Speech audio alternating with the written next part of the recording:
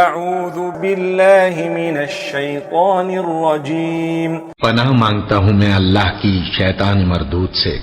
ما كان للنبي والذين آمنوا أن يستغفروا للمشركين ولو كانوا أولي قربى من بعد ما تبين لهم أنهم أصحاب الجحيم۔ پیغمبر اور مسلمانوں کو شایع نہیں کہ جب ان پر ظاہر ہو گیا کہ مشرک اہل دوزخ ہیں تو ان کے لیے بخشش مانگیں، گو وہ ان کے قرابت دار ہی ہوں۔ وما كان استغفار إبراهيم لأبيه إلا عن موعدة وعدها إياه فلما تبين له أنه عدو لله تبرأ منه إن إبراهيم لأواه حليم۔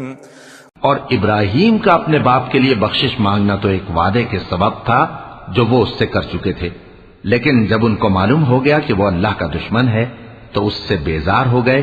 کچھ شک نہیں کہ ابراہیم بڑے نرم دل اور متحمل تھے۔